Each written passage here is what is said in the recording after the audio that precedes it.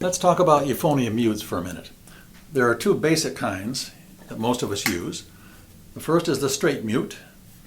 These are both Denis Wick mutes, by the way, so they're really identical in most ways, except for a couple small things. You can see here on the straight mute, there are corks at intervals with wide spaces between them. This rubber band here around the top is just to protect the horn from dents as you put the mute in and out. This one is a practice mute now, and the difference is this is not intended to let the sound through easily. We want to soften the sound as much as possible. So this rubber ring is thicker and goes all the way around, more or less sealing the hole, except that in the end of the mute, let's see if you can see it here in the picture. Yeah, there we go. There are two holes, here and here.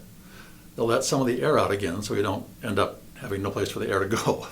So this does a good job of softening the tone. Doesn't play quite as easily, of course, as the straight mute. I'll play them both back to back so you can hear the difference in sound. This is another song from my International Songbook for Euphonium, the Mozart Alleluia. Normally you would not play this muted, but this is just for demonstration.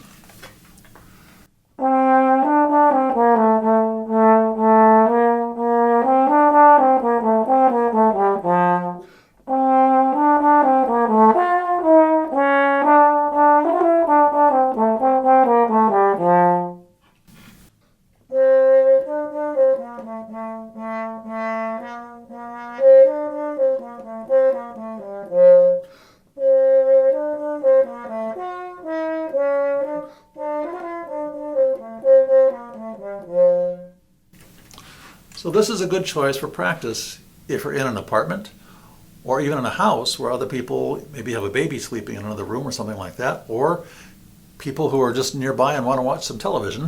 Hopefully you're in a different room at least, but still the euphonium sound carries very well even through walls. So a practice mute like this can help keep peace in the family. The straight mute that I played earlier is for different effects. For example, the Schoenberg theme and variations for band has a nice euphonium solo that is muted. You don't find it very often, but more and more it is going to be used because composers now are aware a little more of the euphonium, first of all, and also the fact that we have mutes we can use. It's a good idea to be familiar with both and probably to have at least the straight mute for your own use, and if you need one, a practice mute is a great idea. There are also the travel mutes, and I use one of those for practice. Mine's a just brass mute, which barely sticks out of the bell, not even as far as this ridge goes. So it's nice for me to put in my horn when I travel. It fits inside the case still with that. There's also the Denis Wick practice mute, which is usually red. You may have seen that one. It fits well inside the bell.